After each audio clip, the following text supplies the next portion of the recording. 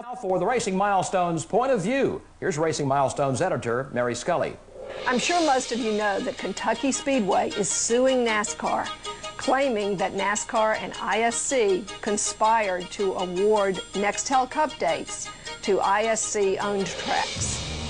Kentucky Speedway in Sparta, Kentucky, near Cincinnati, Ohio, opened in 2000 and has never had a cup date.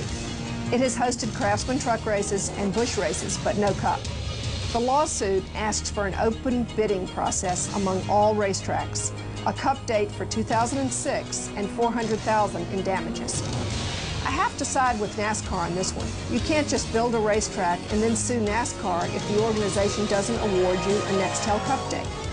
I'm sure Kentucky watched the lawsuit of Francis Furco, a shareholder in SMI, who sued NASCAR for a second date at Texas.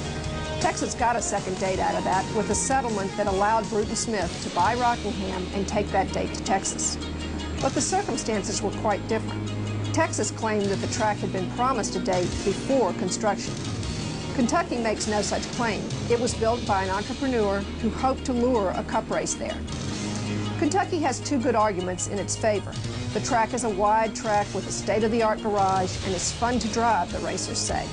The drivers like it and test there frequently. Furthermore, Kentucky sells out its Busch Series races. It sold 70,000 tickets to its June race, more than any other Busch race this year except the one in Mexico City. And it could easily expand to 100,000 seats if it got a cup date. But NASCAR's arguments are stronger against Kentucky. In an open bidding process, Kentucky would lose, it seems to me. The Kentucky track is in the southeast, the very place where there is a concentration of tracks and races.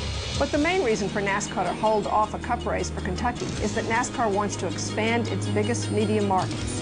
The tracks that NASCAR has added to its cup schedule in recent years have been in large metropolitan areas.